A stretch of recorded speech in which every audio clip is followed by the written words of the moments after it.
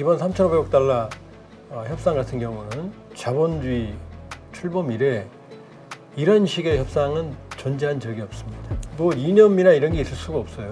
말도 안 되는 거니까 25% 맞는 것도 한 방법이다.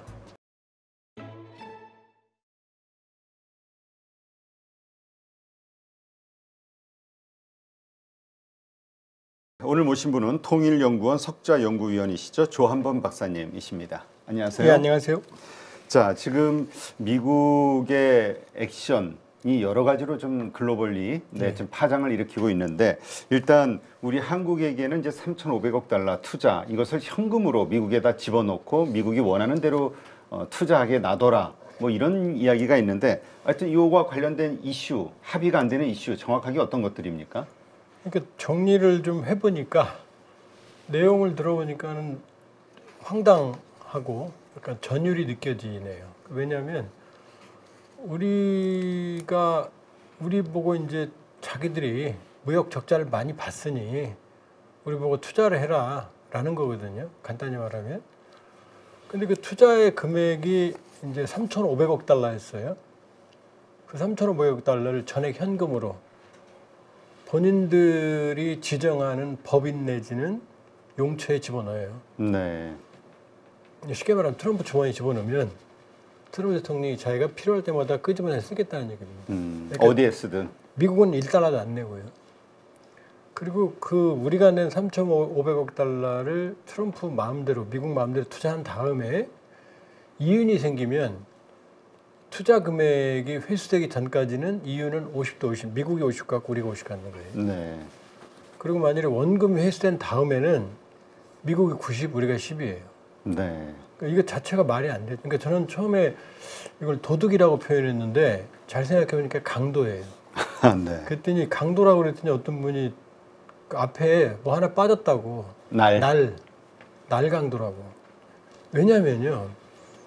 우리가 가지고 있는 외환보유고가 한 4,100억 달러가 좀 더 넘거든요. 네네. 그럼 3,500억 달러면 한 85%쯤 됩니다.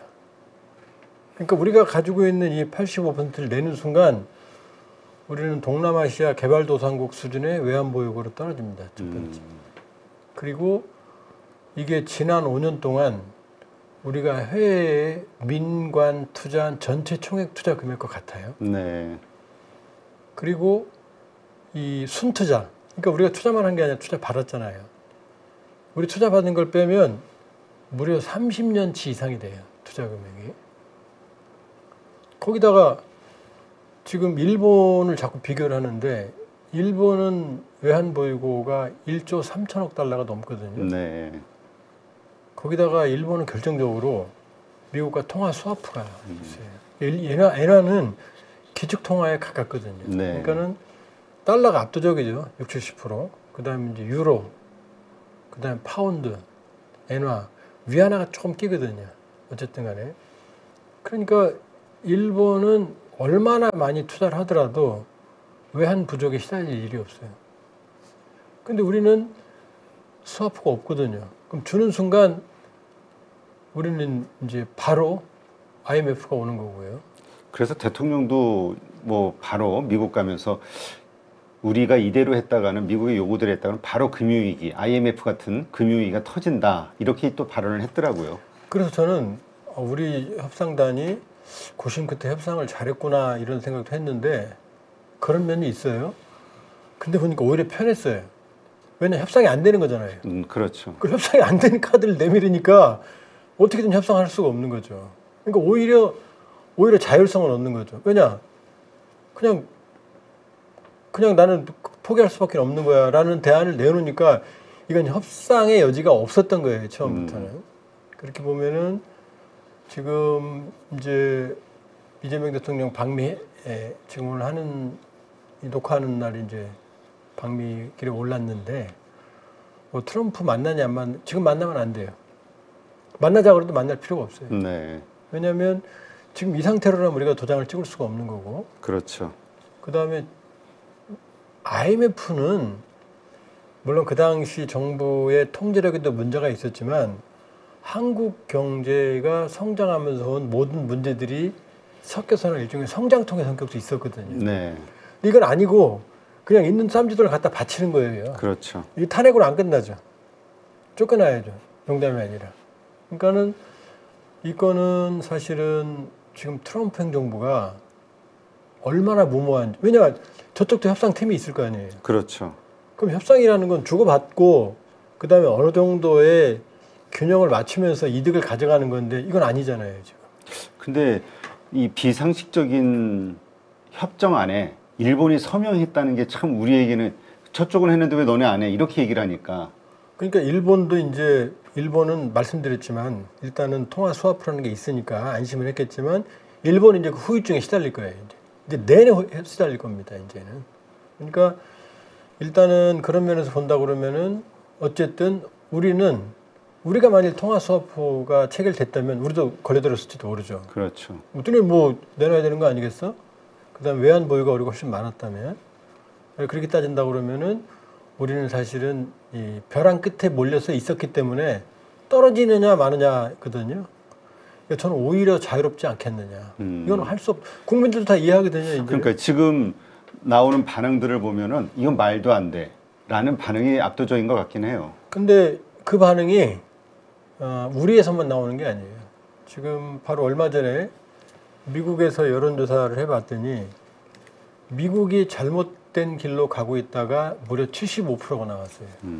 근데 민주당 쪽에 있는 사람들은 변함이 없어요. 네. 압도적으로 잘못 간 길로. 근데 공화당 지지자, 마가 지지자층에서 압도적으로 지지율이 높게 나온 거예요. 그러니까 누가 봐도 이거는 협상이 아니고, 그러니까 마가가 아니고 메이크 아메리카 그레이트 어게인이 아니고 마파 메이크 아메리카 푸어 어게인, 마사 메이크 아메리카 스몰 어게인 이거든요.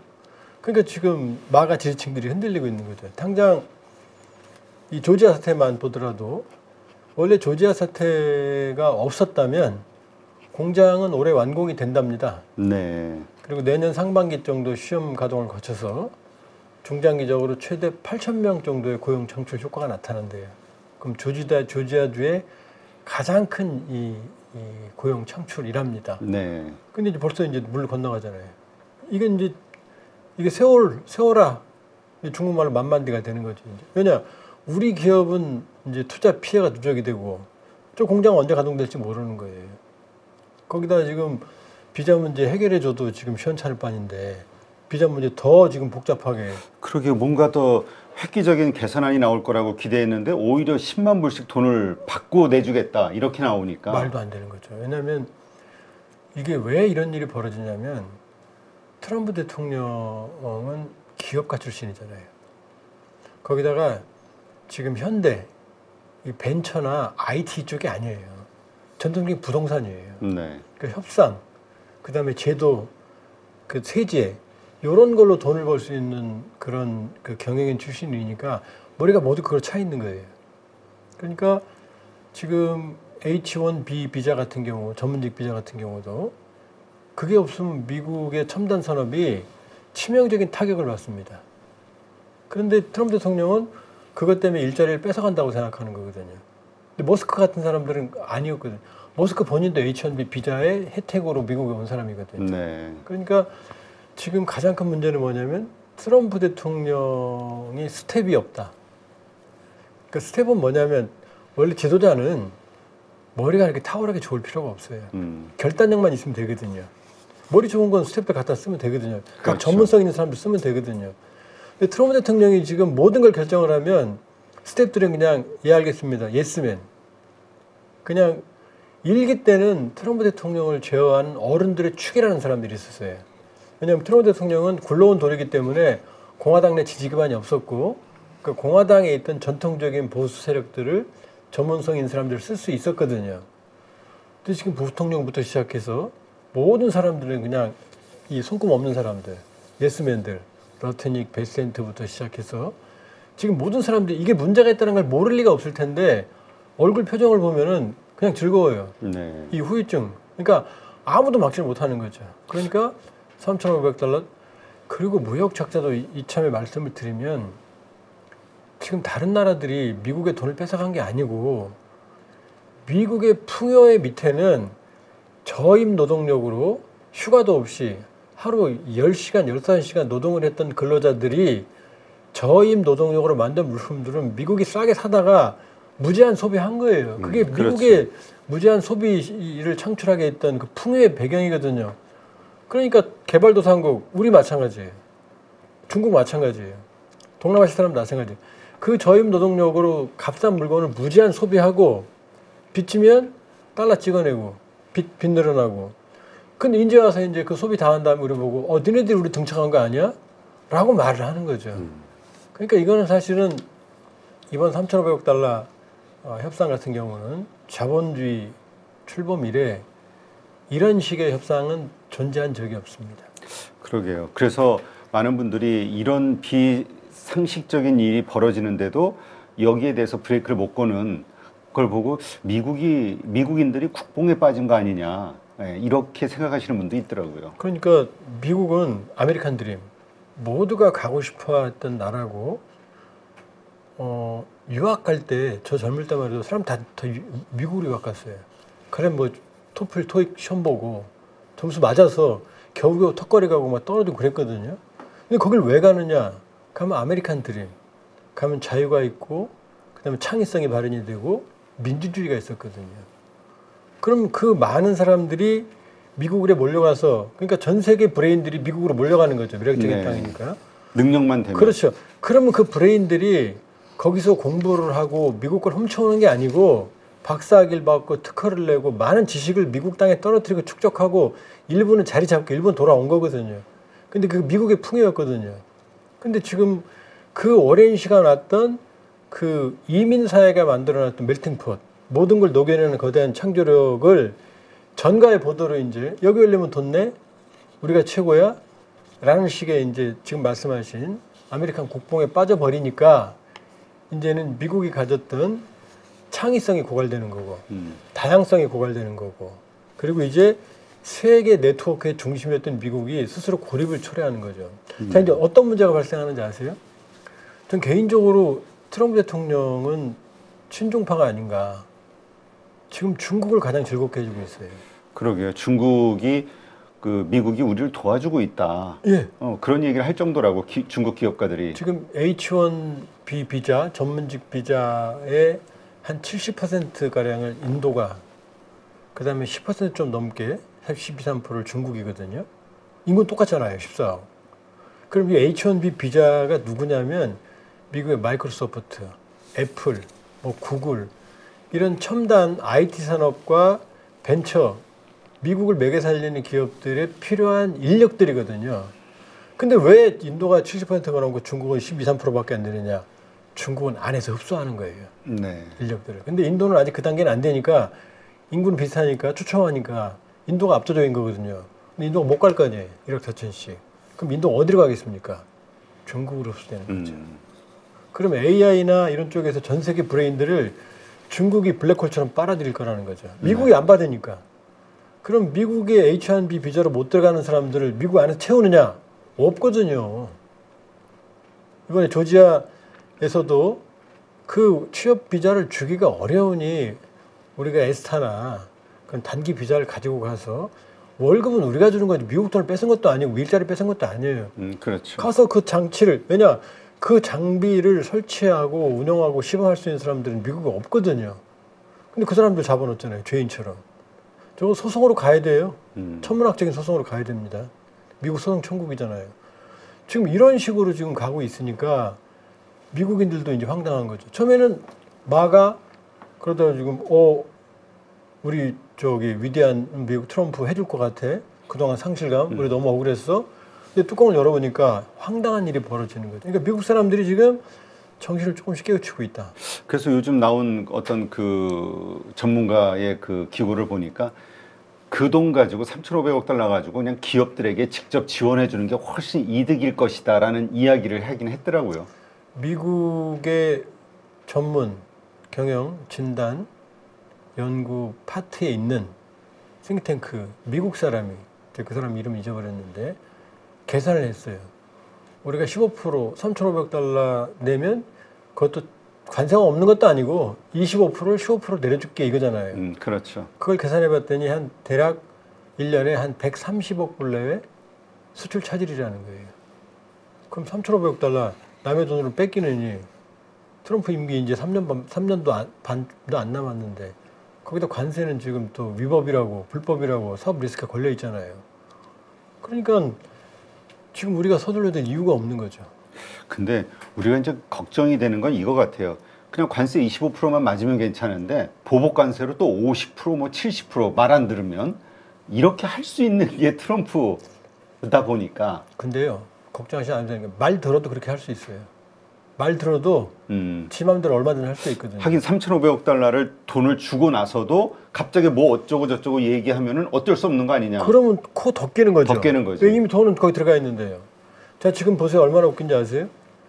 지금 이 관세 싸움의 핵심 대상은 사실은 중국이잖아요. 그렇죠. 중국은 아직도 합의가 안 됐어요. 그리고 트럼프 대통령이 뭐라고 말해요? 중국은 더 유예할 수 있어. 자, 인도 50% 때렸죠? 인도 버텨요. 브라질 버티고 있어요. 지금 인도, 브라질, 중국 합치면 인구가 얼마인지 아세요? 거의 35억 됩니다. 네. 그럼 거의 지구상의 인구 절반 가까운 사람들이 지금 버티고 있는 거거든요. 그러니까 지금은 고마운 게 처음에는 뭐 왜 안 했을까? 사인 뭐 잘못해온 거 아니야? 무슨 뭐 트럼프가 미워하는 거 아니야? 이제 국민들이 알았잖아요. 이거는 뭐 이념이나 이런 게 있을 수가 없어요. 말도 안 되는 거니까. 그러니까 이제 국민들, 그러니까 대통령실에서 그런 얘기 나온다고 그랬잖아요. 25% 맞는 것도 한 방법이다. 방법이다. 왜? 적응할 수 있어요. 물론 타격은 크겠지만 하겠지만. 그렇게 날리느니 그 피 같은 돈 날리느니 적응해서 사는 것도 한 방법이죠. 그러면 미국 비중은 점점 줄일 수밖에 없는 거고 어차피 우리 수출 비중 너무 높잖아요. 그렇죠. 언제까지 수출만 이렇게 위험하게 할 수는 없잖아요. 그건 다른 방법 적응할 수 있는 거고 그쪽이 낫다는 여론들이 지금 생기고 있는 거예요. 근데 이제 걱정이 되는 건 우리 또 이제 그 주한미군 방위비 분담금 이거에 대한 또 협상이 남아 있고 또 북한과의 문제에 관련된 또 여러 가지 이슈들이 있다 보니까 도대체 우리가 하여튼 계속 흔들 수 있는 이 무기가 미국에 있다 보니까 걱정이 되는 거죠. 이제 당당하게 가야 돼요. 왜냐하면 주한미군이 28,500명이거든요. 28,500명인데 지금 사실은 미국의 핵무기를 제외한다면 우리 군사력으로 북한은 충분히 제압이 가능합니다. 대대적 전력으로. 지금 뭐 자꾸 우리를 너무 얕게 보는데 안 그래요. 근데 오늘도 나온 신문 기사 보니까 뭐 군인이 줄어들어서 인구 때문에 지금 반격은커녕 방어도 힘들다 뭐 이런 식의 기사들이 나오더라고요. 모든 국가에서 군인은 줄어요. 이걸 AI로 대체하고 지능화하고 예를 들면 MDR 군사분계선에 과거에는 병사들이 섰거든요. 근데 지금 이제 자동화하는 겁니다. 그다음에 인공지능화하는 겁니다. 그럼 훨씬 더 줄이는 거죠. 그러니까 옛날처럼 머릿수로 그게 충분히 가능하다면 그렇게 가야겠지만 모든 국가는 지금 인구 감소에 직면해 있거든요. 그건 현실이에요. 북한도 마찬가지입니다. 북한도 인구 감소예요. 네. 그렇게 따지면 지금 맞춰서 이 전략 전술을 현대화하는 게 방법인 거지 과거의 패러다임은 아니다. 자, 이스라엘 보세요. 이스라엘은 예비군이 실전이에요. 그러니까 예비군 동원하면 바로 실전에 투입이 돼요. 네. 우리 지금 거의 260만 대 되거든요. 이 예비군 자원이 이렇게 많은 나라 거의 없어요. 거의 세계 최고 수준이에요. 예비군에 대한 투자, 예비군 정예화 쪽으로 방법을 바꾸면 되는 거예요. 그러니까 주한미군은 본인들이 나가겠다. 그러면 우리가 붙잡아도 나가요. 그러니까 계산상으로 자기네가 그럼요. 이익이라면. 예, 우리가 돈 안 주면 나갈 거야? 안 나갑니다. 미국은 필요하면 나가고 그 다음에 필요 없으면 나가고 필요하면 그대로 있어요. 자, 바이든 정부가 아프가니스탄에는 바그람 공군기지에서 철수했거든요. 말 많았잖아요. 트럼프 뭐라 그래요? 나 다시 들어갈 거야 그러잖아요. 지가 싫으면 나가고 필요하면 들어가는 거예요. 아프가니스탄 주권 국가거든요. 네. 돌려주지 않으면 재미없는 일 생길 거야. 지금 그러고 있어요. 그리고 뭐 하는 얘기가 뭐냐면 왜 가지려고 그래 그랬더니 거기서 중국 핵기지가 얼마 가까워 1시간 거리야? 지금 이러고 있거든요. 그러니까 자꾸 착각을 하는데 우리가 잘해주면 주한미군이 남아있고 우리가 좀 서운하게 하면 나간다? 절대 그렇지 않습니다. 우리가 아무리 잘해줘도 필요 없으면 나가고요. 우리가 또 밀어도 필요하면 안 나갑니다. 그러니까 결국은 이 일련의 과정, 협상 과정에서 주한미군이라든가 뭐 여러 가지 것들을 가지고 압박을 가해도 우리는 버티면서 협상을 해야 된다. 예를 들어서 그럴 리는 없겠지만 주한미군은 우리가 철수하겠다. 그러면 철수하는 과정에 몇 년 걸려요. 그러면 그때는 핵을 개발하면 됩니다. 이게 과장해서 드리는 말씀이 아니에요. 왜냐하면 NPT 비확산 조약의 10조에 보면 회원국은 비상한 상황에 처하게 되면 NPT를 탈퇴할 수 있는 조항이 있어요. 네. 북한은 뭐라고 그래요? 우리 핵공격 한다고 그러잖아요. 세계 최대의 핵 위협을 지금 받고 있거든요. 근데 미국이 철수한다는 얘기는 한미동맹 깬다는 얘기고 핵우산을 안 세워준다는 얘기잖아요. 그럼 합법적으로 핵 개발할 수 있어요. 그러니까 이제는 좀 당당할 필요가 있다. 당당하게 동맹을 사랑이고 바지가랑이 붙잡고 이게 아니고 줄 건 주고 받을 건 받고 당당하게 하면 된다. 뭐 우리가 더 잘해야지. 왜 자꾸 뭐 미국에 제가 뭐라 그러면 그래요. 저 사람 미국 갈 생각 없나 보라고. 저 미국 안 갑니다. 한 번도 가본 적 없고요. 유학도 러시아 소련으로 갔거든요. 왜 자꾸 미국의 바지가랑이를 붙잡는 말이에요. 이만큼 커졌는데. 그러니까 농담 하나 하고 저기 일부 마칠게요. 뭐냐면 제가 자주 하는 농담인데 거지가 깡통에 밥 비려 먹다가 로또 복권에 당첨되면 제일 먼저 하는 게 이 깡통을 금으로 바꾼대요. 네. 이거 버려야 되거든요. 그렇죠. 그러니까 우리가 국뽕에 차서는 안 되지만 세계 5위 국방력, 경제력 10위, 문화력 한류 세계 최고. 거기다 미국 보세요. 지금 네팔, 필리핀, 인도네시아 보세요. 지금 이 거대한 이 민주주의 위기, 옳다 그러다를 떠나서 헌정사의 위기를 이렇게 그 혼란한 과정을 겪어나가고 정상으로 돌아가는 체제가 있습니까? 그렇죠. 그럼 우리는 프라우드 오브 코리아 해도 되는 거예요. 우리는 언제든 우리 스스로 잘 일어설 수 있다는 자신감. 예, 그러니까 그러나 확실한 건 미국은 우리를 필요로 한다. 우리도 미국이 필요해요. 그러니까 그걸 확인하고 상호 호혜적인 관계를 가면 된다 이렇게 볼 수 있어요. 그러니까 저쪽에서는 그 뭐 철수한다 어쩐다 이거는 다 하나의 그러니까 협상용. 지들이 손해인데요. 아니 철수할 사람이 트럼프 대통령이 캠프 브리즈 기지 소유권 나 주면 안 돼 이런 얘기 왜 합니까? 그걸 본심이 들어있잖아요. 그렇죠. 그런 거에 우리가 굴복해서 쫓아가면 안 된다. 우리도 당당하게 협상을 해야 된다. 그 약해지면 지는 거예요. 네, 알겠습니다. 자, 지금 미국 조지아주 주지사가 지금 한국에 뭐 방한을 한다 뭐 이런 뉴스가 나오더라고요. 네. 지금 나오는 뉴스들 보니까 조지아주에서 뭐 난리가 난 것 같아요. 경제인들도 뭐 반성을 하고 있다, 후회하고 있다, 뭐 한국인이 빨리 돌아와야 된다. 왜 이렇게 갑자기 조지아주의 이 상황이 여론이 급변한 겁니까? 급변한 게 아니고 지금 미국이 사고를 친 거죠. 그러니까 조지아주 현대 공장은 프로젝트가 어마어마하게 큰 거예요. 조지아주에서 가장 큰 거거든요.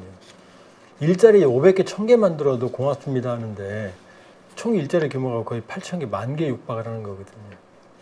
그런데 이게 되면 정말로 샴페인 터뜨리고 조지아 주지사, 뭐 조지아 전체가 즐거워할 일인데 연말 내버려뒀으면 연말에 준공이 되고 내년도 시운전하고 점점 고용이 될 거 아니에요. 8,000명이면 우리도 어마어마한 겁니다. 지역사회에서.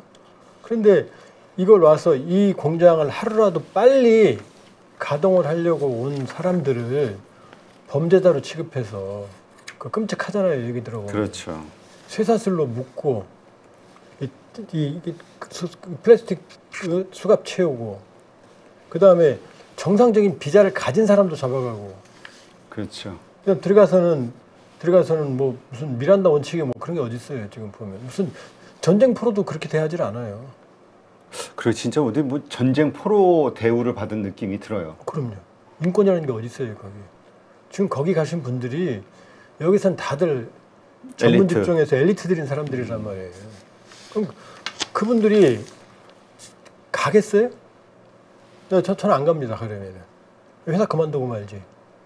그러니까 이 지금 뭐 현대차 쪽에서는 한 2, 3개월 늦어질 거다라고 얘기를 하지만 조지아 입장이 다르죠. 이게 언제 될지 아무도 모르는 거잖아요. 지금 스톱된 거 아니에요. 미국에는 그걸 해결할 수 있는 사람이 없고. 그럼 조지아 입장에서는 다 정치인들인데 오죽하면 그런 일도 벌어졌잖아요. 그 처음에는 조지아주 현대차 공장을 고발했다고 자랑했던 그 여성 미국 공화당원이 있었어요. 근데 그 사람이 이 사건 터지고 나니까 나 그런 일 없다고 뒤집었잖아요. 그러니까 조지아주 안에서는 지금 발등에 불이 떨어진 거죠. 왜냐? 트럼프가 재선시켜주고 트럼프가 거기 주지사 시켜주고 트럼프가 지금 의회 내년 중간선거 해주는 거 아니거든요. 그렇죠. 내년 11월이면 선거 다 해야 되거든요. 그럼 정치인들이라는 건 어떻게 돼요? 빨리 회복을 해야 되는 거죠.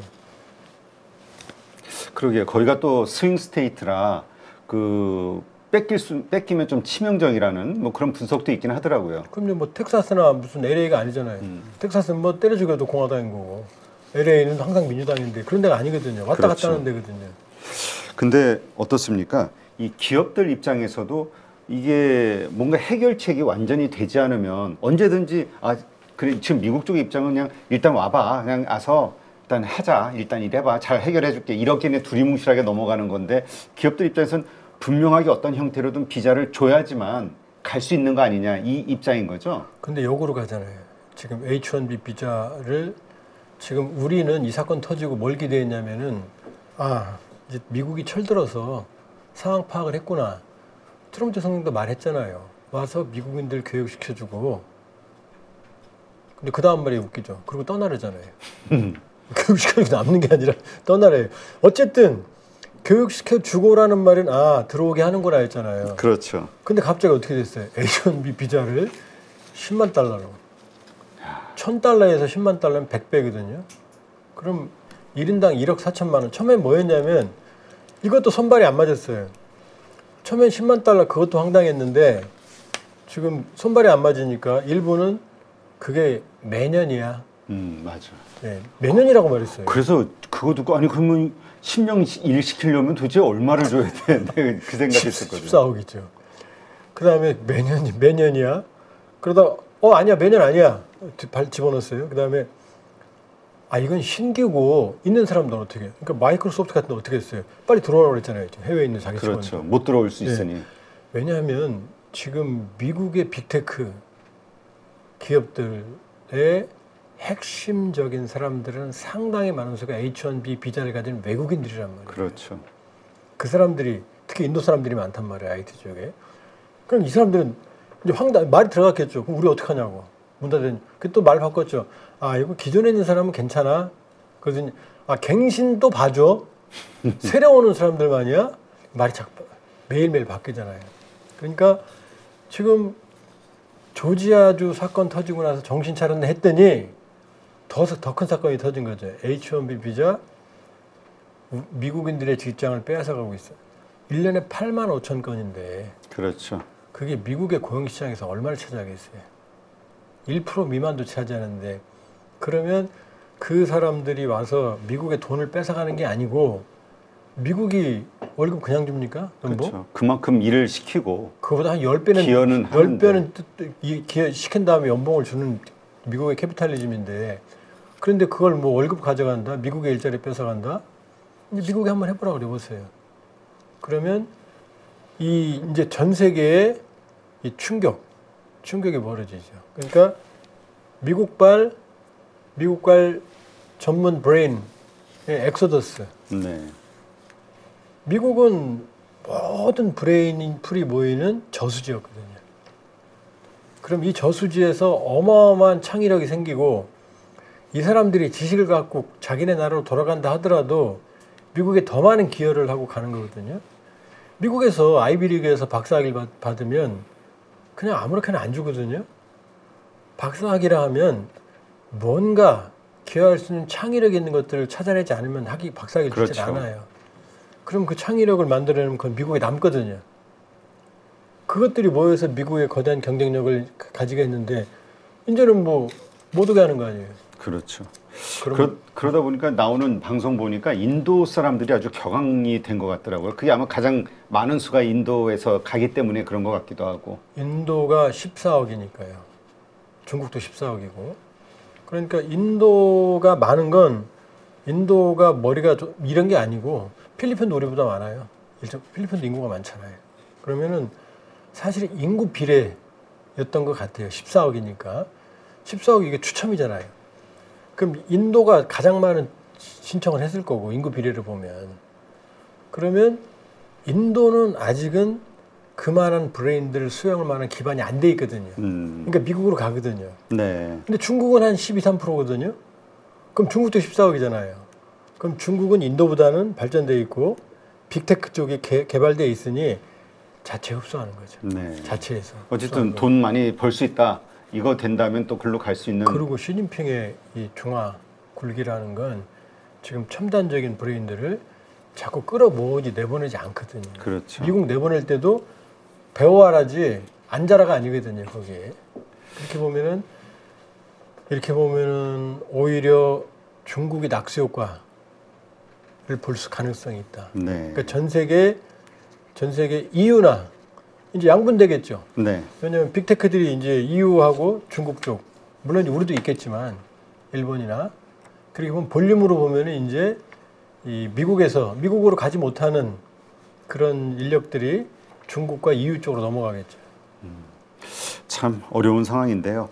어쨌건 이번 이 사건으로 인해서 그 한국인들, 특히 이제 외국인 근로자들에 대해서 다시 또 기업들에 대해서 투자하는 다시 한번 이렇게 평가하게 된 계기가 됐다라는 시각도 있긴 해요. 아, 이게 단순 이 노동자의 뭐라 그럴까 수준인 아니면 뭐 이 레벨이 다르구나 이런 것도 우리가 잘해줘야 되는구나. 그러니까 그 다른 거죠. 그러니까 미국이 왜 지금 트럼프 대통령이 무모한 이 진심은 이해해요. 제조업 좀 살려보고 싶은.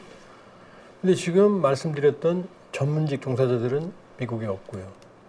그럼 만들어는 어떻게 되냐? 이 교육 시스템이 하루아침에 됩니까? 생성이 되는데. 그렇죠. 한참 교육 그럼요. 시켜야죠. 두 번째. 그다음에 마스가 그것도 지금 우리도 지금 이 조선소에 가보면 숙련된 분들은 40, 50대고요. 그리고 이제 대부분의 젊은 사람, 상당히 많은 젊은 사람들은 외국인 노동자들이에요. 그리고 이 부분들을 나머지를 자동화시켜서 로봇화시키거나 요 체제를 유지하고 있거든요. 네. 근데 우리가 36,000불이거든요. 근데 미국은 86,000불이거든요. 지금 우리가 가서 만들려면 이걸 머리 짜내서 아주 완벽하게 새로운 시스템을 만들어야 되거든요. 근데 지금 오지 말라면서요. 네. 이거 만드는 사람들이 전문가들이 가야 되거든요. 그렇죠. 못 가게 하면 안 되는 거죠. 그러니까 전문가 풀도 안 되는 거고 자꾸 이민자들을 내쫓는데 불법 이민자들이 일했던 3D 업종은 미국인들이 안 갑니다. 미국인들이 안 가니까 그 3D 업종에 가기 위해서 국경을 넘어서 저임 노동력에 그분들이 있었던 건데 그분들 내쫓고 있거든요. 그렇죠. 그럼 그 자리를 누가 차지해야 되죠? 미국인들이 차지해야 되거든요. 그럼 어떻게 돼요? 인건비가 천문학적으로 오르겠죠. 감당이 안 되는 거죠. 그러면 서비스, 재화 이런 것들이 다 가격이 올라가는 거죠. 그러니까 어떻게 저런 식으로 단순하게 생각하느냐. 이 경제라는 게 시스템인데 자기 마음대로 마술방망이처럼 뚝딱뚝딱 자 비자 안 주면 일자리 생겨. 불법 임자 내쫓으면 일자리 생겨. 그다음에 남 등치면 돈 들어와. 이걸 내 마음대로 투자해. 이익은 내 거야. 그건 자본주의가 아니에요. 그렇죠. 그래서 요즘 그런 이야기들이 슬슬 나오더라고요. 이러다가 공산주의보다 자본주의가 먼저 망하는 거 아니냐, 보여주는 거 아니냐. 지금 트럼프 대통령이 하는 게 공산주의예요. 그렇지. 저게 사실 자본주의 아니죠. 공산주의 저게. 자체가 왜냐 지금 투자하고 나서 기업가 쥐면 뺏어가잖아요. 공산주의죠, 저게 사실. 그럼요. 이게 무슨 합리성이 있는 게 아니잖아요. 남의 돈 뺏어가는 거잖아요. 있는 걸. 자유시장 경제를 하면 자본의 자유를 인정해 주는 건데 지금 자본의 자유를 박탈하는 거잖아요. 공권력. 뭘로요? 국가가 지금 권력으로 뺏어가는 거잖아요. 전 세계 그렇죠. 돈을. 그게 공산주의지 뭐가 자본주의라고 말할 수 있어요. 그리고 지금 그로 인한 피해자들 뭐 지금 이게 남의 얘기인 줄 알았는데 우리가 사실 조지아주 사건만 전에만 해도 뭐 불법 이민자 뭐 잘 살고 있던 가족들과 뭐 생이별해서 쫓겨나고 뭐 이런저런 것들 그냥 남의 얘기처럼 보다가 우리가 이제 당한 건데 그 과정에서 겪은 어떤 그 부당한 조치들, 행위들 이거에 대해서 지금 분노하는 분들이 있는 것 같아요. 그래서 뭐 지금 소송을 좀 걸겠다 그런 지금 여론들이 좀 나오고 있던데. 이제 당장 우리 조지아주 이것도 아마 대형 소송으로 갈 가능성이 있어요. 그래요? 예. 지금 그런 움직임이 나오고 있나요? 일단 그런 여론들은 형성되고 있어요. 그리고 아마 뭐 미국 쪽에서 나오는 건데 아마 여기서 피해를 입은 걸 만약에 금액으로 환산하면은 천문학적 규모가 될 거라는 그런 얘기까지 나오고 있거든요. 제가 만일에 당사자라면은 물론 이제 그 트럼프 정부가 워낙 맨날 무슨 드라마처럼 막대 먹은 누구씨 이런 드라마 있었잖아요. 그런 거 그러니까 약간 주춤거리긴 하겠지만 미국 갈 생각 없으면 소송할 수 있죠. 네. 그 피해를 감당할 이유가 없잖아요. 그건 감당하기 어려운 비인간적인 처사였는데 미국은 그럼 소송 금액이 굉장히 커요. 그렇죠. 징벌적 손해배상. 그럼요. 그러면 미국 안에서도 그런 피해에 대한 이제 소송 움직임이 있을 수가 있죠. 왜냐하면 트럼프 대통령이 하는 많은 행동이 뭐 주에 군대를 동원한다든지 이게 다 불법이잖아요, 지금. 그러니까 굉장히 많은 것들이 전 이해가 안 되는 게 우리 같으면 최고 지도자가 불법 한두 개만 저질러도 이게 심각한 문제가 되거든요. 근데 트럼프 대통령은 뭐 주 방해권 안 돼도 불법인데도 아무런 문제 없고 모든 게 다 이렇게 넘어가요. 그러게요. 이게 약간 그런 것 같아요. 그 마가라는 그 미국을 다시 위대하게 만든다는 그 구호 속에 모든 미국인들, 그러니까 그 그 있잖아요. 지지자들. 이거가 무서워서 그런 것 같기도 하고 워낙 공격을 받고 하니까. 그러니까 푸틴이라고 하는 그러니까 우크라이나 침공하고 사실 러시아, 우크라이나 거의 같은 뿌리인데 그런 비극을 만들어냈잖아요. 근데 러우 전쟁 초기 지금도 상당히 많은 초기에는 거의 80% 이상이 지지했거든요. 그건 뭐냐면 소련이라는 거대한 제국에서 몰락했던 좌절감, 상실감 이게 푸틴이라는 독버섯을 자라게 하는 거거든요. 그러니까 러시아판 마가였어요. 그레이트 러시아. 맨날 우통복 이러고 다니잖아요. 그랬죠. 맨날 사냥하고. 총 들고 사냥하고요. 그다음에 무슨 스카이 다이빙하고 얼음물에 들어가고. 그러니까 러시아 사람들한테 그런 소련 시기로 돌아갈 수 있다는 착각을 심어준 거예요. 막 폭력적으로 소수민족들 짓밟고 5.1달러 들어오니까 아 우리가 잘 사나 보다 하는 거고. 그러니까 미국이 그런 거죠 지금. 트럼프 대통령이 저렇게 법치에 미국이 소송의 천국이라고 그러잖아요. 왜냐 법에 의존하는 체제였거든요. 근데 트럼프 대통령이 나서서 쉽게 말하면 자기 마음대로 하잖아요, 사실. 네. 기준 없이 원하는 대로. 그러니까 속 시원한 거죠. 할 말 못했던 거. 그 다음에 자기들 돈 다 다른 나라들이 뺏어갔다고 생각하는 자들감인데 뺏어 오니까 착시에 빠지는 거죠. 이제. 아, 미국이 제대로 돌아가고 있구나. 우리 할 말 하는구나. 이제 우리가 뺏겼던 국부를 가져오는구나라고 지금 생각을 하는 거죠. 마가 지지 세력들이. 근데 그 마가 지지 세력들도 이제 점차 깨기 시작하는 거죠. 이게 마가가 아니구나. 이러다간 미국이 정말 잘못 가겠구나. 그러니까 지금 트럼프 대통령 1년 안 됐습니다. 내년 1월 20일이 1년이거든요. 네. 얼마나 지금 어지럽게. 그러죠. 근데 엄청난 일들이 너무 많이 터져가지고 진짜 취임하고 나서 얼마 안 됐네요. 얼마 안 됐어요. 한 임기 한 번 도른 줄 알았어요. 지금 가장 최근에 웃긴 건 뭐예요? 지금 트럼프 대통령 비난했다고 프로그램을 하차시키잖아요. 그게 미국이 옛날에 미국 이런 상상하셨어요? 그러게요.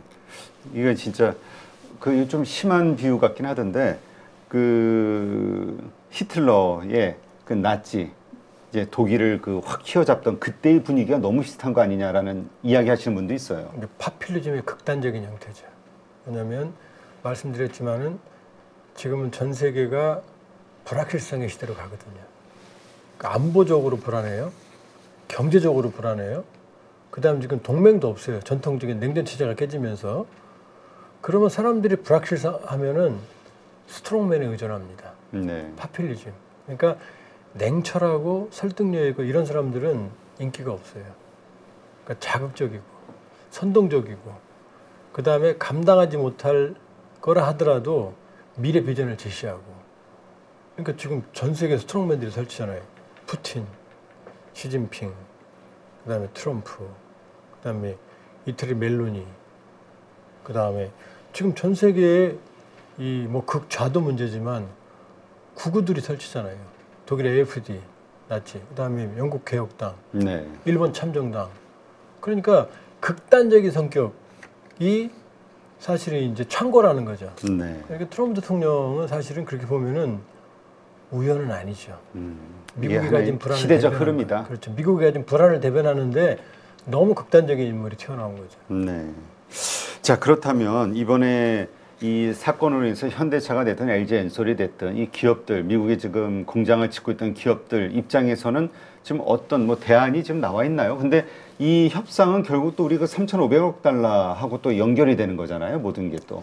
기업 차원에서 협상이 나올 수가 없죠. 그렇죠. 이건 정부 차원의 협상인 그럼요. 거죠. 트럼프 대통령 본인이 직접 책상에서 사인하는 거잖아요. 본인이 발표해요. 100배. 그러니까 일반 기업들은 그러면 아마 미국의 중하부에 있는 전문 스태프들도 미칠 거예요. 이건 아닌데. 근데 위에 뭐 베센트나 러트닉이나 재무 상무 이런 USTR 이런 쪽에 조정을 못 하잖아요. 그럼 사고 치면 그 다음에 이제 국도에 혼란이 오면 아 그거 아니었어라고 살짝 수정하거나 그럼 좀 안심하면 다음날 원 스텝 더 가는 그런 일들이 계속 반복되는 거예요. 사실은 극도의 혼란이에요 지금. 그러니까 제일 자본주의의 제일 위험한 게 불확실성이거든요. 그렇죠. 예측성이 없거든요 지금 트럼프 행정부는. 그러면 자 지금 달러가 기축통화인데 기축통화를 어떻게 잡았느냐 근본이제였거든요. 금으로 바꿔주니까 이건 기축통화죠. 금이라는 건 절대적이니까. 그렇죠. 근데 경제 규모가 커지고 상황이 안 되니까 금이 있을 수가 없잖아요. 그래서 근본이제 폐지했거든요. 그럼 기축통화 자리 내려와야 되거든요. 근데 왜 아직까지 기축통화 자리를 유지하느냐? 그건 바로 신뢰거든요. 미국 경제에 대한 신뢰, 투명한 사회, 민주주의. 자, 저 돈은 달러를 믿을 수 있어 라는 거거든요. 근데 지금 어린애한테 가도 너 트럼프 믿을 수 있니? 그러면 절레절레 할 거래요? 오늘 말들하고 내일 말 다른데요? 그렇죠. 그 다음에 본인이 전제해요. 이거 해도 내 마음이야. 매달 검사해서 분기별 검사해서 아니면 내가 올릴 거야. 이렇게 말하거든요. 그러면 자본주의의 가장 기본을 깨는 거거든요. 그러니까 미국이 지금 거의 100년 이상 수백 년 가까이 쌓아왔던 최소한 100년 이상 쌓아왔던 신뢰의 기반을 무너뜨리고 있다. 말아먹는데 시간 얼마 안 걸리는 거예요. 지금. 그렇죠. 미국 이렇게 혼돈스러운 나라일 줄 어떻게 알았어요? 그렇죠. 말할 자유가 없고 말하면 잡아간다고 그러고. 우리가 중국을 욕했던 게 이거였는데. 이거 당연하죠. 중국보다 더하죠. 중국은 눈 가리고라도 아웅하죠. 트럼프는 눈 안 가리고 아웅하잖아요. 그냥. 중국이 우리한테 3,500억 달러 내라고 그러나요? 내 주머니에 다 집어넣으라고 그러나요? 그러고 나서 EU는 50대 50, 90대 1. 중국 그렇게 안 하죠. 중국 좋아한다는 얘기 아니에요. 그러니까 중국을 이기려면 그동안 사람들이 왜 중국보다 미국을 유학을 가고 왜 미국을 여행 가느냐 하면 중국은 매력, 사람을 끌어들이는 매력. 그렇죠. 그 매력, 국가의 매력이라는 게 현저히 낮거든요. 그 도덕성 문제도. 그렇죠. 근데 훨씬 도덕적인 나라. 그럼요. 이거 아메리칸 패트리어티즘, 청교도 정신, 필리핀 파더스 이게 무너지고 있잖아요. 지금. 그러면 지금 미국에서 아마 우리도 이렇지만 미국에 생각 좀 하는 사람들은 환장할 거예요. 이거 어떻게 극복을 할 거예요? 트럼프 대통령 앞으로 3년 한 3, 4개월 더 있어야 될 건데 네. 그 와중에 그러면 제가 트럼프 대통령 초기에 그런 말씀을 드린 적이 있어요. 트럼프 대통령 이전과 이후에 미국은 다를 거다. 왜냐하면 이 앞으로 3년 몇 개월을 더 간다고 그러면 이대로 간다면 물론 내년 중간선거가 있으니까 변수입니다만 그러나 트럼프 대통령이 바뀔 것 같지는 않아요. 네. 그러면 미국은 회복하기 어려운 상처. 다음에 누가 되든 회복하는데 상당히 오래 걸리거나 네. 영원히 회복하기 어려운 상처를 입을 수도 있다 이렇게 볼 수 있죠. 네, 알겠습니다. 하여튼 불확실한 미국. 지금 기업들 입장에서는 많은 고민이 있겠지만 이건 기업 단위에서 해결할 수 있는 문제는 아니고 정부 단위에서 뭔가 그 합의가 나와야 되는데 참 현재로서는 답이 없어 보이네요. 예. 네, 알겠습니다. 에스토니아 영공에 러시아가 침범을 했습니까? 아 이게 지금 미묘한 상황인데요. 이건 좀 지도 없으면 좀 이해하시기 어려울 텐데 발트 3국이 있어요. 네. 에스토니아, 라트비아, 리투아니아. 이 세 나라가 한반도보다 좀 작아요. 에스토니아는 인구가 한 130만. 우리 남한 절반 면적. 그다음에 리투아니아가 한 180만. 그다음 라트비아가 180만. 리투아니아가 한 270만 되거든요. 네. 이 나라들은 소국이에요. 소국. 그리고 구소련권이었어요. 나라가 작으니까 그냥 먹어버린 거죠. 소련이. 그런데 특징이 이 국가들은 다 나토에 가입했어요. 네. 소련 해치되고 무서우니까. 러시아가 언제 먹을지 모르니까. 그런데 에스토니아는 병력이 6, 7천 명밖에 안 돼요. 그럴 거 아니에요. 130만이니까. 그렇죠. 공군은 아예 없어요. 이 세 나라 합쳐봤자 현역 병력이 한 4만 명 내외밖에 안 돼요. 네. 그러니까 러시아로 보면은 정말 훅 불면 날아갈 만한 그러네요. 존재죠. 자, 그런데 이 에스토니아가 이제 핀란드 쪽에 붙어 있거든요. 발틱해. 그 영공을 러시아의 미그 31이 세 대가 침범을 했고요. 그것도 12분간 침범을 했어요. 이게 무슨 말이냐? 이 미그 31이 최대 속도가 시간당 3,000km거든요. 그럼 10분이 얼마겠어요? 해집고 다닌 거죠. 그렇죠. 그래서 에스토니아는 항공기가 없으니까 이태리 F-35 근처에 있던 핀란드와 스웨덴의 신속 대응 항공기가 출격해서 나토군이. 예, 10분 동안 대치까지 했어요. 근데 이 미그 31이 어떤 비행기냐? 킨잘 미사일이라는 걸 싣고 다녀요. 이건 킨잘은 이스칸데르라고 하는 탄도미사일 어마어마하게 무거워요. 4.3톤이에요. 네. 길이는 8m고 핵탄두를 실을 수 있어요. 아, 대형이네요, 진짜. 예, 한 발 싣고 다니거든요. 이 미사일은 이 마하 10이기 때문에 요격이 거의 불가능해요. 이 미그 31이 그 킨잘 미사일을 실었는지 안 실었는지 몰라요. 그 탑재할 수 있는 미그 31 세대가 에스토니아 항공을 침범한 거예요. 첫 번째. 그럼 이게 끝이 아니고 19일이고요. 9일부터 10일 사이에는 폴란드 영공에 러시아 드론이 무려 24대가 침범을 했어요. 우크라이나 지나야 폴란드거든요. 한두 대라면 이해하죠. 오작동으로. 24대가 폴란드 깊숙이까지 왔어요. 네. 일부는 보조 에어로팀까지 달고 있었어요. 일부러 멀리 보낸 거죠. 이게 3년 반 동안 전쟁, 폴란드에 떨어졌던 낙탄이나 우연히 떨어진 드론이나 하룻밤 사이 3배예요. 그러니까 의도적이라고 볼 수밖에 없다. 그런데 13일 날은 자 폴란드에 떨어진 거는 게베레라고 그래서 미끼용 드론이었어요. 폭탄은 안 달려 있었어요. 그런데 13일에는 루마니아, 이거 나토거든요. 루마니아에는 자폭 드론이 들어왔어요. 네. 물론 땅에 떨어지지 않고 다시 돌아 나갔는데 그럼 어떤 일이죠? 9일, 10일은 폴란드, 13일은 루마니아, 그다음에 19일은 에스토니아 상공의 미그 31. 이 10일 정도 사이에 근자에 없던 일이에요. 자, 나토의 회원국들이 사조는 뭐냐면 다 힘드니까 우리 집단으로 대응하는 회의회, 이게 사조예요. 5조는 뭐냐? 집단적으로 전쟁회의가 5조거든요. 그러니까 5조는 발동된 적이 없죠. 네. 폴란드를 침공을 했을 때 폴란드 영공을 9일, 10일 날 폴란드가 8번째로 그 사조 발동을 요청했어요. 그 다음에 19일 날은 에스토니아가 그 9번째로 사조 발동을 요구했어요. 1949년 나토 생긴 이후로 모두 9번인데 열흘 사이에 2번 요청을 한 거예요. 네. 얼마나 긴급한 상황이겠어요. 그럼 종합을 해보면 우크라이나를 놓고 왜 에스토니아 항공 처음에 폴란드 침공했어요. 그 다음 밑에 루마니아 침공했어요. 자, 서쪽 폴란드, 남쪽 루마니아, 북쪽 에스토니아. 그럼 3면을 모두 침공한 거죠. 이게 우연이겠어요? 근데 그 러시아가 과연 추가적으로 어떤 전쟁을 할 만한 여력이 지금 있느냐? 무기 다 파괴당했고 뭐 경제적으로도 그렇고 이런 시각도 있기는 하거든요. 없어요. 단언할 수 있어요. 왜냐? 지금 러시아보다 나토의 인구가 5배고 GDP는 10배예요. 네. 독일만 해도 GDP가 2배거든요. 이 사람들이 무기를 확충하면 적어도 준치라고. 거기다 영국하고 프랑스는 핵이 있잖아요. 덤빌 수가 없죠. 근데 문제는 뭐냐? 지금 제가 에스토니아, 폴란드, 루마니아 침공했다고 그랬죠? 네.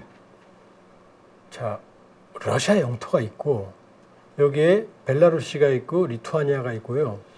발티케 쪽으로 깔리닝그라드라고 하는 조그만 강원도 땅만한 땅이 있거든요. 네. 이 사이는 러시아하고 분리돼 있어요.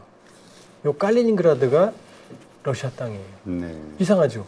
본토하고 떨어져 있는데 우리로 치면은 지금 뭐 일본에 있는 이 서해안 지역 어디가 우리 땅인 거나 마찬가지예요. 여기가 칼리닝그라드거든요. 네. 원래는 이 칼리닝그라드는 퀘니스베르크라고 독일 프로이센이었어요. 근데 2차 세계대전 끝나고 러시아가 뺏어갔거든요. 임마누엘 칸트라고 아시죠? 위대한 철학자. 아, 네네.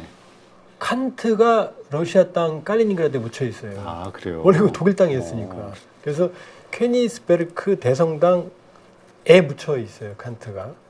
그 정도로 역사적으로 유래가 깊은 지역인데 이 칼리닝그라드가 지금 러시아하고 분리되어 있다고 그랬잖아요. 벨라루시는 러시아 자웅동체 루카셴코 형제거든요. 벨라루시를 거쳐서 칼리닝그라드로 가려면 리투아니아의 마지막 부분 한 직선거리를 한 60km 정도만 통과하면 되거든요. 네. 여기 수바오크 해랑이라고 그래요. 수발기 혹은 수바오크 해랑이라고 그러거든요. 그러니까 지금 푸틴이 요 근처를 지금 계속 침공하고 있는 거거든요. 영공을. 그러니까 나토 전체와는 전장을 여러 개 없지만 그냥 그 수바오크 해랑이라는 데를 쑥 침공해 버리면 거기 사람도 안 살거든요. 네. 그럼 나토는 입장은 곤란하죠. 그러니까 러시아 입장에서는 러시아 본토를 연결하는 회랑을 만드는 거고 거기만 점령하고 안 나가면 나토는 이제 고민에 빠질 거 아니에요. 그렇죠. 그걸 뺏으려고 전면전을 해야 되느냐. 그리고 뭐 나오는 이제까지 뉴스들 보면 이제 새로운 신냉전 시대에 대비해서 뭐 도청부터 시작해서 모든 전자전을 할 수 있는 레이더 기지를 뭐 설립을 한다. 거기에다 칼리닝그라드에 뭐 그런 이야기도 있긴 하더라고요. 거기가 칼리닝그라드가 러시아의 사실상 유일한 부동항이에요. 이 상트페테르 그러니까 발틱 함대 본부도 칼리닝그라드에 있어요. 네. 상트페테르부르크는 얼거든요. 바다 꽝꽝 얼어요. 저기 그 유학해서 알아요. 그다음에 블라디보스톡도 가끔 얼어요. 그 흑해가 있는데 흑해는 나올 수가 없잖아요. 방구석이 여포잖아요. 터키 보스포러스에 나와야 되고. 그러니까는 실제로 러시아가 운영할 수 있는 유일한 이 부동항이 바로 칼리닝그라드거든요. 네. 그러니까 러시아로서는 아주 거기 핵무기도 있고 말씀드렸던 에스토니아 영공을 침공했던 미그 31 킨잘 미사일 실은 세대 있죠. 그게 거기 배치되어 있는 거예요. 네. 그러니까 러시아로서는 전략적으로 아주 중요한 위치인데 리투아니아를 통과해야만 기차나 도로로 갈 수 있거든요. 근데 러우 전쟁 전에는 통과시켜줬어요. 근데 네. 러우 전쟁 끝나고 나니까 시작되고 나니까 리투아니아 나토잖아요. 기차 칸칸마다 다 감시해요. 무기나 전략 물자는 못 가게 막아요. 그러니까 푸틴이 돌아버릴 지경이죠. 그러니까 일부 유럽에서는 지금 폴란드 영공을 침범을 한 드론 중에 가장 멀리 날아간 게 바로 칼리닝그라드가 폴란드랑 붙어 있거든요. 네. 거기까지 떨어졌어요. 아. 그러니까 그걸 보고 이쪽의 방공 태세를 푸틴이 지금 시험하는 거 아니냐. 시험하는 거 아니냐. 그래서 에스토니아도 지금 그 칼리닝그라드와 상트페테르부르크에 있는 그 중간에 항로거든요. 일부러 침공한 거 아니냐. 그러니까 이쪽 이 칼리닝그라드와 이 벨라루시아 칼리닝그라드에 있는 그 소위 수바우크해랑 위험한 그 지역 주변으로 지금 영공 침범이 빈번한 거예요. 그러니까 네. 이건 유럽의 군사 전문가들은 다 알아요. 거기 항상 위험하다고. 우리는 잘 모르지만. 네. 그러니까 푸틴이 유럽과 전면전을 할 만큼 바보는 아니다. 그러나 만일에 그런 수바우크해랑이라는 데를 전략적으로 딱 차지하고 안 나가면 나토는 딜레마에 빠질 가능성이 있죠. 어떻게든 그럼 그 푸틴의 의지는 만에 하나 이거를 자들이 알박기를 하는 과정에서 전쟁이 난다 해도 우리는 감내하겠다 이런 정도의 의지가 있다. 그걸 보시는 건가요? 감내하기보다는 이제 두 가지죠. 일단 나토를 피곤하게 하는 거죠. 확전할 수도 있다. 그러니까 빨리 우크라이나 등쳐서 휴전하게 해라. 정치 끝나게 해라. 이 가능성. 네. 이게 좀 더 커 보이고요. 또 하나는 러시아로서는 그 칼리닝그라드를 포기할 수가 없거든요.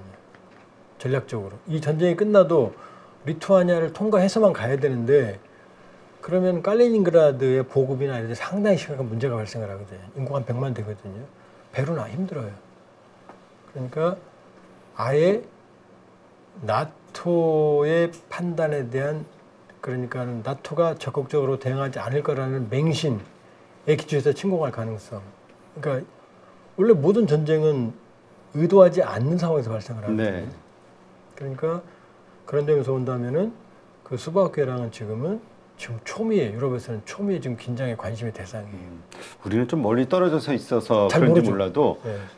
그 나토 국가들, 그러니까 서유럽 국가들은 지금 상당히 그 푸틴에 대해서 경계심을 갖고 전쟁이 더 날 수도 있다라는 그 어떤 긴장감 속에 있다 이런 얘기가 나오더라고요. 폴란드가요. 지금 K방산의 지금 효자잖아요. 지금 K2 탱크를 사갔지만 폴란드 대통령이 이번에 연설할 때 1000대 앞으로 30조어치 살 거다. 추가로. 예, FA50, 그다음에 K9 지금 다 사가고 있거든요. 폴란드는 나토지만 2차 세계대전 때 러시아와 독일이 독소 불가침 조약으로 폴란드를 나눠 먹었어요. 그리고 그 이후에 카틴 숲의 학살이라는 게 있어요. 폴란드의 장교, 지식인, 전문가, 변호사 이런 사람들을 무려 22,000명을 스탈린이 학살해요. 왜? 엄청나네요. 예, 다 지도부였어요. 그리고 카틴 숲에서 제일 많이 학살했어요. 그래서 카틴 숲의 학살이라고 그래요. 그러니까 폴란드 입장에서는 유럽을 믿을 수가 없잖아요. 언제 어떻게 경험이 있는데. 그러니까 폴란드는 지금 거의 뭐 반 제정신 아닌 정도로 무기를 좀 사 모으는 거예요. 이것도 네. 부족한 거예요. 이것도 부족한 거예요. 폴란드도 슬퍼요. 왜냐하면 그 카틴 숲이 러시아에 있거든요. 그러니까 매년 자기들 선조를 기리러 위령제를 보내러 갈 거 아니에요. 그렇죠. 대통령이. 한 번은 폴란드 대통령과 모든 강요를 실은 비행기가 카틴 숲 가다가 인근에 떨어져서 전원 즉사했어요. 아, 그러니 폴란드는 이 어마어마한 전쟁과 압제, 억압의 트라우마를 가지고 있거든요. 그런데 지금 좀 폴란드라고 말했잖아요. 그렇죠. 근데 에스토니아는요. 인구 130만이라니까요. 리투아니아는 180만이에요. 그러니 그 나라들이 갖게 라트비아. 되는 그 위기감은 상당하겠네요. 상상을 초월하죠. 만약 우리가 130만인데 1억 4천 푸틴 같이 저렇게 험한 저렇게 그 전쟁 무자비한 있다고 생각해 보세요. 네. 소련 체제에 그렇게 지금 발트 3국은요. 소련 시기에 어마어마한 학대, 학살, 고문 그 다음에 그 민족적 소수민족 억압을 당했던 경험이 있어요. 제가 가봤거든요. 그 트라우마가 있거든요. 그러니까 나토가 있다 하더라도 불안한 거죠. 그렇죠. 근데 그 미국이 이 러시아하고 벨라루스 이번에 그 합동 군사 훈련할 때 12일부터 5일간 했다고 하는데 여기에다 미군 참관단을 고위 참관단을 내보냈다. 그래가지고 또 유럽 국가들이 불안에 떨고 있다. 뭐 이런 얘기가 있어요. 근데 미국은 왜 그랬을까요? 그건 좀 과장된 거예요. 그래요? 왜냐하면 미국만 간 게 아니고 여러 군데 갔어요. 우리도 훈련하면 참관단 부릅니다. 근데 이제 미국 장성은 아니고 영관급 둘이 갔거든요. 그건 뭐냐면 벨라루스하고 러시아가 이런 거예요. 우리는 침략 훈련이 아니다. 그러니까 와서 봐라. 우리는 투명하다. 그러니까 보러 간 거예요. 네. 근데 사실은 이제 거기서 아까 말씀드렸던 수바우케랑 그 인근 그래서 자파드 2025 자파드는 서쪽이라는 뜻이거든요. 네. 이쪽 극동에 살 때는 바스톡이라고 그래요. 동쪽이니까. 그 훈련을 했는데 그걸 보여준 거예요. 보여줬는데 사실은 침략 훈련은 아니라고 했지만 규모도 예년에 비해서 크지는 않았어요. 그러나 자기들의 침략 분성은 보여줄 건 다 보여줬어요. 그러니까 그건 무슨 뭐 그 미국과 러시아 간의 이게 아니고 원래 있는 관행입니다. 아, 원래. 너무 그 보도가 일부 언론 보도가 잘못됐어요. 그렇다면 지금 미국의 러시아 규제, 그러니까 러우 전쟁, 이것을 빨리 끝내라고 하는 차원의 이 규제라든가 압박은 지금 강하게 나가고 있는 거죠. 안 하고 있어요. 아, 지금 안 하고. 그게 문제예요. 뭐냐면 지금 이번에 트럼프 대통령이 영국 갔잖아요. 거기서 연설할 때 키어스타머 총리 옆에 서 있는데 지금 푸틴한테 실망했다. 자기는 푸틴하고 내가 친하니까 러우 전쟁이 빨리 끝날 줄 알았는데 안 끝나고 있다. 많이 실망했다. 그랬어요? 그랬더니 이제 질문이 있을 거 아니겠어요? 그러면 왜 당신이 러시아에 대한 강력한 제재를 하지 않느냐? 본인도 한다고 했었잖아요. 그렇죠. 뭐라고 답변했는지 아세요? 뭐라고요? 니들이 러시아 석유 사지 마. 유럽 보고. 그러면 전쟁 끝날 거야. 니들이 그러지 않는 한 나는 행동하지 않을 거야. 이렇게 발을 빼요. 그러니까 인도한테만 지금 러시아 석유관 타간다고 이오프레 추가 관세 매겼잖아요. 제일 많이 사가는 건 중국이거든요. 중국은 또 내버려 두고 있어요. 그러니까 트럼프 대통령의 특징이 뭐냐? 강약, 약강. 일관성이 없다. 네, 그대 앞에 서면 작아지는, 특히 푸틴 앞에 서만 서면 작아져요. 그러니까 트럼프가 기분 나쁘고 그랬더니 또 크렘린 또 뭐라고 말하는지 저기 러시아 대통령궁은요. 감정적으로 얘기하는 거 이해해. 그걸 넘어갔어. 화난 거 이해해. 그러니까 이상하게 이 푸틴에 대해서는 이 지금 러시아 석유 사가는 나라에 윈지 그레이엄 상원은 트럼프 친구는 500% 관대를 얘기했어요. 네. 러시아 석유 사가는 사람들은 나라는 500% 때릴 거예요. 그거 때리면 끝나요. 아무도 안 사가니까. 근데 트럼프는 겨우 인도 25% 추가해놓고 100%까지 때린다고 그랬는데 인도도 25% 추가. 중국은 하지도 않고 있고. 그러나 유럽 보고 니네들이 석유 사니까 전쟁하는 거야. 니네들이 안 살 때까지 나 이제 안 움직일 거야. 유럽이 지금 난리가 났어요. 좀 그거 줄이려고. 네. 떠넘기는 거죠. 자기 손에 피를 왜 안 묻히려는지 모르겠어요. 자기가 그렇게 사람 많이 죽는 거 가슴 아프다 그러면서 왜 행동에 나서지 않는지 모르겠어요. 알겠습니다. 하여튼 이러한 것들로 인해서 푸틴은 지금 계속해서 이제 앞으로 나토와 긴장 관계, 뭔가 그 새로운 냉전으로 가는 어떤 지금 그 발판을 칼리닝그라드에다 만들고 있다. 그리고 그거에 대한 일환으로 그 영공들, 근접국의 영공을 침범하고 있는 것이다. 전략적으로.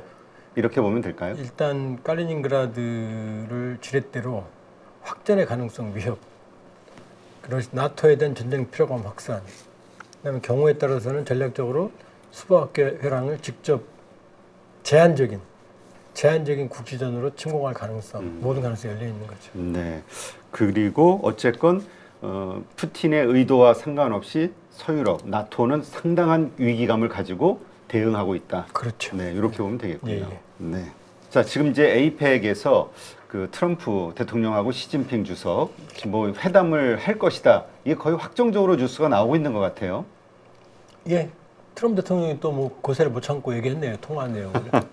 그래서 시진핑이 이제 10월 말 11월 초죠. 경주에 온다. 그리고 트럼프는 이미 진지가 온다 그랬고. 그러니까 이제 경주 에이펙이 올해 제일 큰 그 다자무대, 특히 미중 빅게임.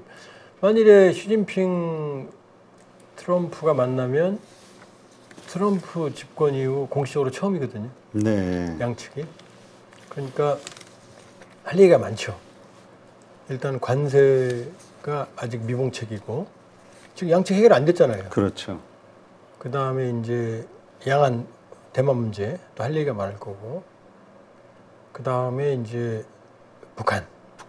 예, 왜냐 최근에 김정은이 전등절에 갔잖아요. 그렇죠. 그러니까 이번이 얽히고 설켜서 전 세계의 이목이 지금 경주에 집중될 수 있는 상황이 돼서 예상보다 훨씬 더 빅게임이 될 것 같다.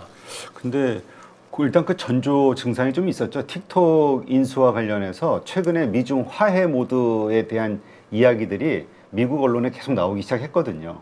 그러니까 그 전서부터 이게 연결되는 걸로 봐야 되겠죠. 근데 저는 양쪽이 화해할 수가 없죠. 그렇죠. 예. 이 강도만 좀 약해진다 예. 뿐이지. 그러니까 하나 쓰러져야 끝나는 게임이거든요. 이거는 중간에 타협될 수가 없어요. 그러니까 미국은 중국의 부상을 막겠다는 거고 중국은 여기서 주저앉으면 끝난다는 거고 치고 올라가야 된다는 거고 그러니까 이번에 중국 전승절 때 보여줬던 시진핑이 보여준 첨단 무기들은 모두 미국을 겨냥한 거예요. 네. 그리고 미국을 겨냥한 거이면서도 그게 미국 본토 억지력보다는 양안 분쟁 때. 네. 그러니까 미국은 전 세계 군사력을 투사하지만 중국은 그렇게 보면 안 되고 바로 앞마당 전쟁에서만 이기면 되거든요. 그렇죠. 대만. 그렇죠. 그러니까 그렇게 보면 미국이 상당히 어떠거라 싶은 거죠. 그러니까 뭐 이건 안 되지만 앞마당에서만 싸운다 그러면은 얘기는 달라지는 거죠. 네. 첫째 그걸 보여줬고요. 두 번째는 시진핑이 중화민족주의를 얘기했어요. 그러니까 차이니스 드림, 중화민족주의. 그러니까 이 중국몽과 중국몽을 구현할 군사력을 보여준 게 이번 이 중국 전승절이었고요. 그때 트럼프 대통령이 뭐라고 말했어요? 기분 나빠했잖아요. 뭐 니들 잘해봐, 음모하지? 음모 꾸미고 있지? 셋이 모여서 북중러. 시진핑한테 푸틴과 김정은한테 안부 좀 전해줘. 그럼 이제 약간 비꼬았거든요. 그럼 뭐냐면 트럼프 대통령은 중국을 고립시키기 위해서 푸틴을 견인해내고 또 김정은과의 세컨드 라운드를 해도 결국은 중국의 고립이 목적이거든요. 그렇죠. 불리한. 근데 셋이 만났잖아요. 테난먼 성에서 우푸틴 좌정은. 그러니까 기분이 좋을 리가 없잖아요. 이것도 떼놔야 되는데 트럼프 입장에서는 지금 셋이 찰떡궁합으로 그러니까 비아냥거렸는데 그러니까 지금 상황을 보면 지금 시진핑으로서는 이 경주에 오는 게 일종의 꽃놀이 팬 것 같다. 왜냐하면 일단 북러 밀착으로 김정은이 푸틴한테 많이 갔잖아요. 네. 그래서 좀 삐졌었거든요, 시진핑이. 근데 이번에 테난먼 성으로 불러서 옆에 세워줌으로써 많이 관계가 회복됐거든요. 그럼 북한에 대한 영향력을 회복했거든요. 네. 근데 만일에 경주에 오면 이재명 대통령하고 회담 안 하고 그냥 가겠어요? 할 가능성이 높거든요. 그럼 시진핑 입장에서는 지금 미국과 한국 관계가 약간 이상전선이 있거든요. 네. 지금 말도 안 되는 지금 투자, 그 다음에 조지아. 그러면 이 상태에서 북한에 대한 영향력도 회복하고 한중 관계도 일정한 레버리지를 확보하면 시진핑은 꽃놀이 펴죠. 네. 그 다음에 지금 경주 에이펙에 온다고 하더라도 미중 간의 극적인 합의 가능성은 높아 보이질 않아요. 할 수가 없잖아요. 그렇죠. 서로 입장차만 확인하거나 그럼요. 가장 그 서로 상처받는 부분에서 이렇게 타협점 정도 찾는 그렇죠. 정도. 상황 관리 정도. 그러면 시진핑 입장에서는 남는 장사죠. 트럼프는 그럼 손해보느냐? 아니죠. 트럼프 대통령 입장에서는 지금 제일 큰 관세 타켓인 중국 문제 해결이 안 되면 뭘 해도 빛이 안 나거든요. 그렇죠. 그럼 여기 와서 이제 자기가 이겠다라는 식의 서사를 완성하려고 하겠죠. 내용이 어떻든 간에. 그러니까 시진핑 트럼프가 만나는 데는 자기들 셈법이 있다. 네. 근데 어떻습니까? 이번에 그 시진핑이 왔을 때 우리 한중 정상회담도 있게 되는 거 아니냐 이런 기대가 있기도 하고 또 한쪽 측면에서는 그냥 시진핑도 그렇고 트럼프도 그렇고 서로 상대를 만나러 오는 거지 한국은 전혀 고려 대상이 아니다라는 말도 있기는 해요. 저는 만날 가능성을 배제할 수가 없다. 왜냐? 이게 11년 만이거든요. 네. 11년 만에 왔는데 얼굴만 보고 그냥 간다? 지금 트럼프 대통령이 해집어놓은 국제질서에 지금 시진핑 주석이 파고들 수 있는 입지가 많거든요. 네. 예를 들어서 이스라엘 네타냐후 너무 심하잖아요. 카타르까지 때렸잖아요. 근데 이 이스라엘에 대해서 변함없는 지지를 보내는 게 트럼프거든요. 네. 다른 동맹은 등치면서. 그랬더니 이번에 카타르를 때리는 미사일이 사우디 영공을 지나갔거든요. 사우디는 숨어죠. 사우디에도 미군들이 있고 카타르에도 미군이 있었거든요. 근데 이스라엘이 사우디와 카타르를 동시에 무시하고 카타르를 때린 거예요. 네. 그랬더니 사우디아라비아가 파키스탄하고 상호 방위 협정을 체결했어요. 파키스탄 핵이 있거든요. 그럼 이게 트럼프와 무슨 관계가 있느냐? 파키스탄이 결정적으로 친중 국가거든요. 네. 그럼 이스라엘에 주목하는 사이에 지금 그동안 공들였던 빈살만이 미국에 대해 실망하는 거죠. 니네들 무기 사주고 니네들 패트리엇 부대가 있는데 내 영공을 이스라엘 때려 지나가고 카타르를 때려? 카타르는요. 미국 무기 내가 샀는데 이게 제대로 작동을 안 해? 그럼 이게 다 이제 어디로 올라가는 거죠? 중국의 입지를 넓혀주는 거죠. 네. 그러니까 파키스탄 된 중국이 있는데 원래 또 사우디가 중국이랑 친했어요. 70년대부터. 그러니까 이런 식으로 지금 트럼프 대통령이 그 어질러 놓은 미국 중심의 질서를 파고 들어가는 게 지금 시진핑이거든요. 그럼 이번에 11년 만에 방한해서 우리하고 돈독하게 해놓고 가지 않을 이유가 없는 거죠. 그러니까 저는 그냥 가는 것보다 이 회담할 가능성에 좀 더 무게를 더 두고 있어요. 네, 그렇군요. 지금 그 아주 좀 긴박하게 돌아가는 것 같은데 오늘 보니까 아침에 속보로 나온 게 김정은의 언급이 나왔잖아요. 드디어 그 미국 트럼프 대통령이 좋은 추억을 가지고 있다. 그다음에 남북한은 절대 두 개의 국가지 통일될 가능성은 없다. 이거 못 박아 놓기도 하고 또 우리 정부도 대통령이 비핵화가 아니라 핵 동결 정도 수준에서도 우리는 회담을 좀 지원하겠다 이런 얘기가 좀 나왔단 말이죠. 어떻게 봐야 됩니까? 지금 이 상황을. 그러니까 김여정이 이미 7월 29일 날 담화에서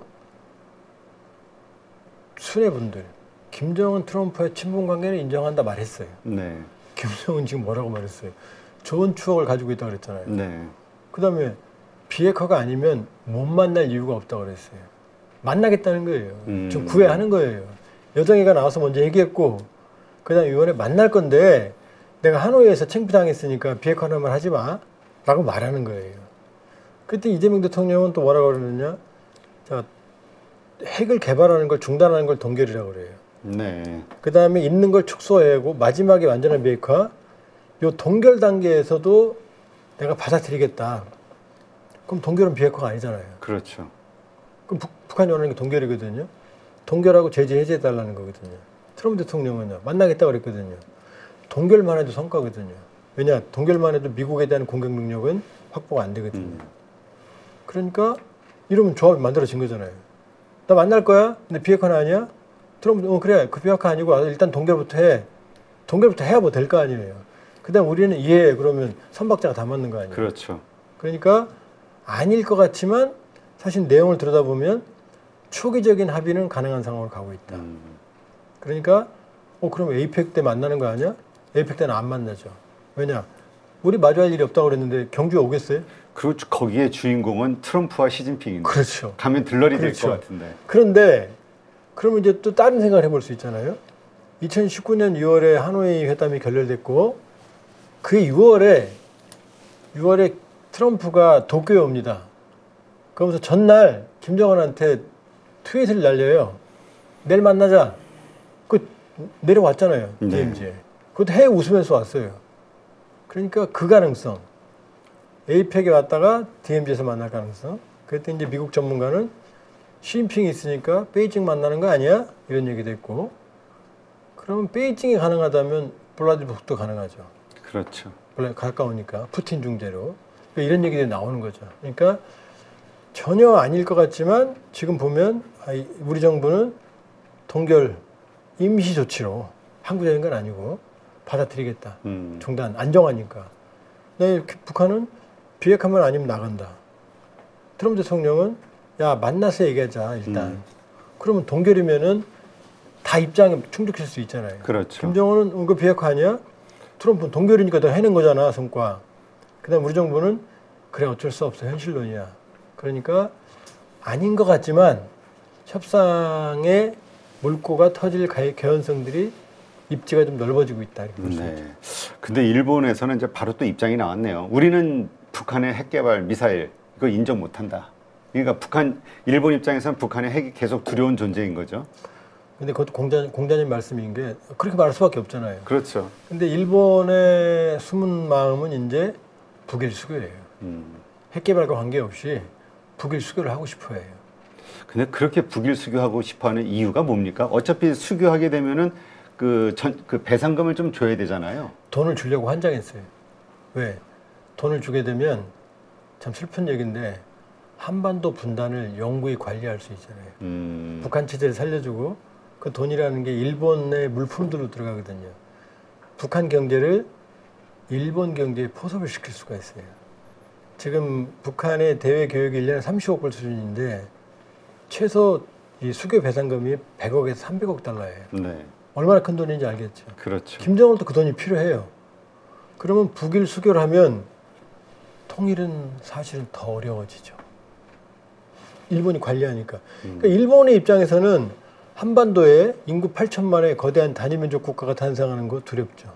이웃에 또 적이 될 수 있는 거니까. 거기다가 경쟁자자. 거기다 잘못하면은 핵국가 아니에요. 핵 능력이 있잖아요 지금 북한이 개발한.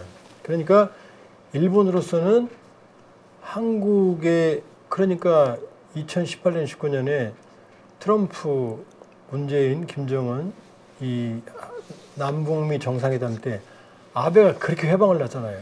그렇죠. 막 못하게 하고 무슨 반발하고 그랬잖아요. 왜?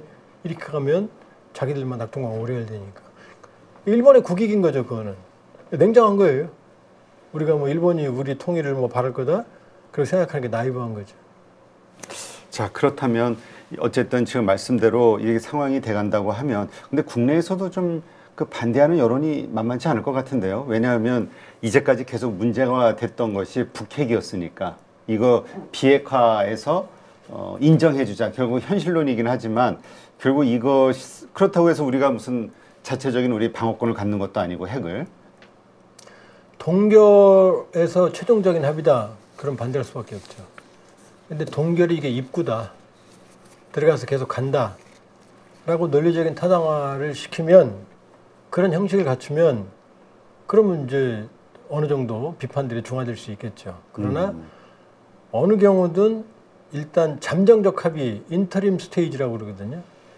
잠정적 합의는 이미 미국에서 오래전부터 나왔어요. 현실론으로. 네. 누가 해도 동결부터 시작할 수밖에 없어요. 근데 동결에서 끝나면 이제 북한에게 용인되는 거고 동결을 시작해서 단계적으로 나가면 진행이 되는 거죠. 그러니까 제일 좋은 건 동결을 입구로 단계적으로 북한 행동을 축소시켜 나가는 거죠. 근데 이 보장이 없죠. 동결에서 끝나고 그러니까 동결에서 너무 많은 완전한 보상이 다 주어지면 북한이 추가 행동할 이유가 없잖아요. 네. 이건 이제 협상의 묘죠. 근데 사실 이번에 북중러 이 3자 회담을 하면서 말씀하신 대로 삼국이 더 가까워졌고 그다음에 김정은의 입장에서는 이제 미국과 서둘러서 대화할 필요가 없다. 필요한 것을 뭐 이 북중러 이것을 통해서 다 얻은 거 아니냐라는 분석도 있었잖아요. 그런데 바로 이렇게 김정은의 반응이 나온 것을 어떻게 이해해야 될까요? 미국의 이제 뭐 경제 지원이 좀 당장 필요하지 않은 것처럼 느껴졌었는데. 김정은이 이번에 최고인민회 연설에서 시간은 우리 편이다 그랬는데 시간은 북한 편 아니에요. 이번에 프리드리 나우만 재단, 독일 재단에서 용역 의뢰로 나온 연구 보고서에 의하면 북한은 러시아에 지원한 거에 9분의 1 정도밖에 못 받았다. 98억 달러어치를 지원했는데 받은 건 12억 달러다. 그 갈 때 왜 이렇게 계산 뭐 금액이 됐든 계산이 되는 거 아닌가요? 추산하는 거죠. 그리고 달러는 뭐 한 푼도 못 들어갔다. 왜냐? 벌크 캐시는 스위프트 국제금융공동망에 써야 되거든요. 그렇죠. 특수상에 있잖아요. 그러니까 북한이 쓸 수 있는 돈은 지금 러시아에 있다. 그러니까 러시아 지배층이 러시아에서 러시아를 통해서 구매를 할 수 있지만 실제로 달러가 러시아에 들어가지 않았다가 지금 그 보고서의 결론이에요. 그러면 절대적으로 불리한 계약을 한 거고 김정은은 그러니까 그런 북러 밀착에도 불구하고 북한 경제에 온기는 없는 거죠. 네. 그렇게 따지면 시간은 지 입으로 말했지만 트럼프 편인 거죠. 갈수록 북한 경제는 어려워지는 거죠. 그러니까 북중러 밀착했지만 별로 북한 경제는 나아지지 않았고 이번에 시진핑 만나서도 시진핑 그냥 잘해보자 그랬는데 김정은은 경제하고 무역을 콕 집어서 심화시키자고 말했어요. 네. 절실한 거죠. 그렇게 보면 사실은 북중러 밀착은 북한의 미래가 아니다는 걸 김정은도 안다. 해법은 미국과의 관계가 있어. 경제 제재가 해제돼야 세계 경제에 포섭이 될 거 아니에요. 그렇죠. 수출에 교육의 95%를 묶인 상태에서 어떻게 살아갑니까? 그러니까 김정은도 안다.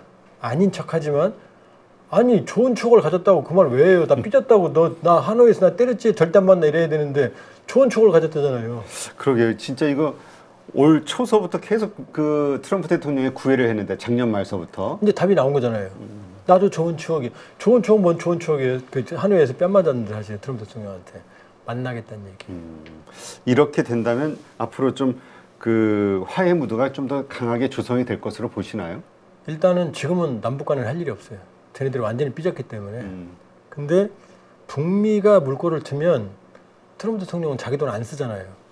합의해도 돈은 우리 보고 너네가 내 그럴 거예요. 그럼 우리 왜 내느냐? 어쩔 수 없어요. 그럼 평화회담금이에요. 상황 관리해야 되니까. 경수로 캐도 사업 때도 우리가 제일 많이 냈어요. 북한 경수를 지원. 네. 그거 뭐 우리가 왜 주느냐? 어쩔 수가 없어요. 한반도의 관리. 평화 비용이니까.